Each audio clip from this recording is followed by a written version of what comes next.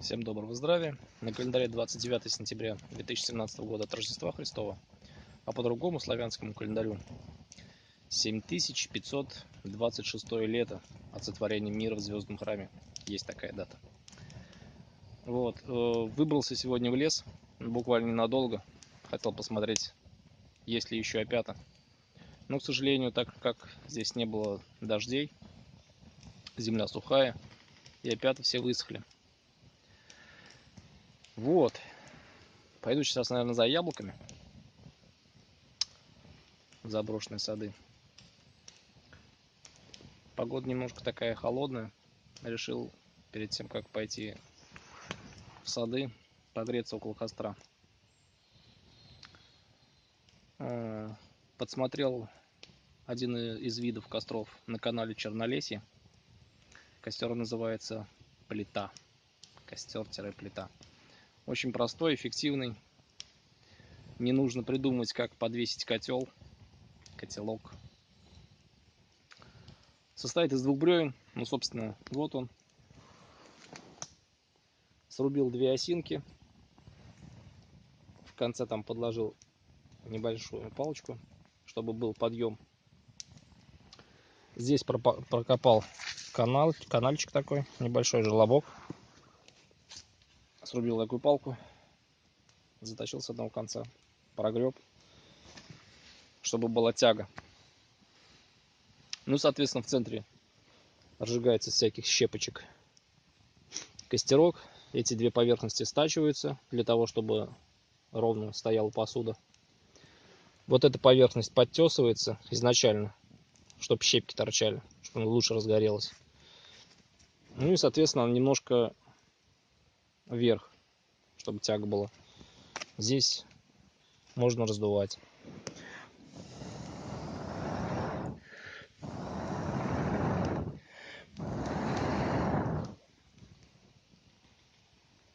В принципе, можно уже готовить. Так как осины у меня сырые, их хватит на более долгий срок. И в центр можно подкидывать просто щепочки, бересту, чтобы поддерживать, наколоть маленьких дровишек. И сама поверхность прослужит дольше. И после того, как уходить, его очень легко тушить. Просто развести в разные стороны эти два бревнышка, и все, он сам по себе потухнет. В чем плюсы данного костра? То, что не надо бегать за дровами, когда он займется. Он уже будет самостоятельно гореть.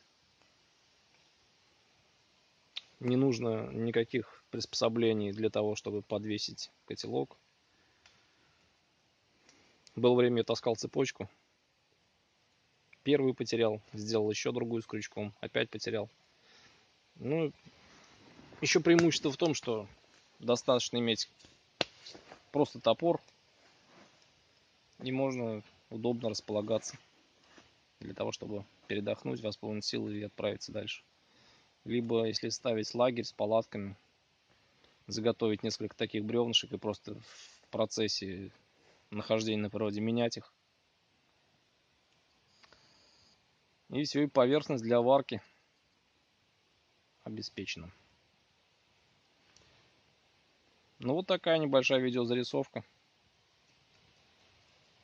Кому интересно, буду снимать еще какие-нибудь ролики. Но боюсь, уже повторюсь, потому что все уже придумано для меня. Не для меня, до меня. И для меня в том числе, почему и нет. И для тех, кто любит природу, походы.